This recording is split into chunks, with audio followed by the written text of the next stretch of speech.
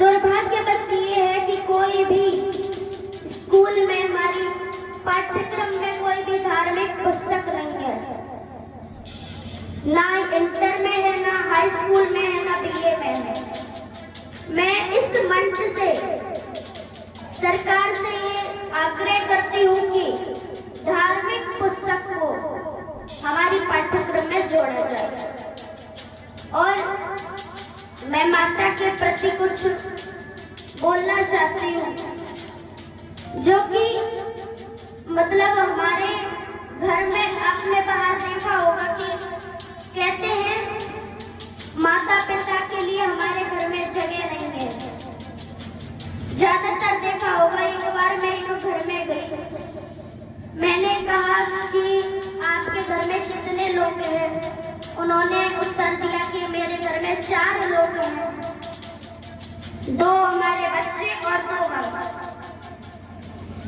कुछ देर बाद मैंने पूछा क्या माता पिता नहीं है? उन्हें उत्तर दिया है माता पिता, लेकिन पास में वृद्धाश्रम है, वहां है। मैंने कहा घर में जगह नहीं है, तो उन्होंने उत्तर दिया कि नहीं, घर में जगह ही नहीं है, 2 कमरे हैं, एक में हमारे बेटे रहते हैं और एक में हम रहते हैं। तो उन्होंने कुछ देर बाद पूछा कि विश्राम कर लो। मैंने कहा कि आपके घर में जगह नहीं है। फिर उन्होंने कहा कि तुम हमारे ही घर में कमरे में विश्राम कर लो। लेकिन आपको आश्चर्य होगा, मैं जैसे ही उस कमरे में गई, उस बेड पे देखा तो मैंने कुत्ता बैठा था। लेकिन अगर मेरे दिमाग में खुरापाती ना हो तो मेरा नाम दिमाग भी नहीं है। मैंने आंटी से पूछा, आंटी बुरा न लगे तो मैं एक बात पूछ लूं, क्या जिस बेड पर कुत्ता बैठ सकता है, क्या उस बेड पर बूढ़ी माँ और बूढ़े पिता नहीं बैठ सकते? लेकिन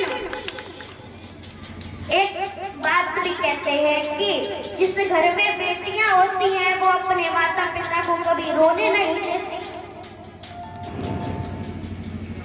और जिस घर में बेटे होते हैं उसी घर पे माँ और पिता रोते देखे जाते हैं।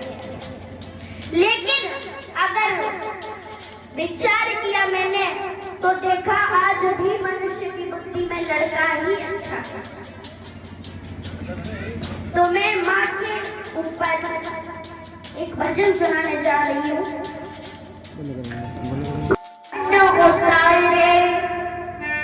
माँ का ऋण कौन उतारे, बड़ा प्यार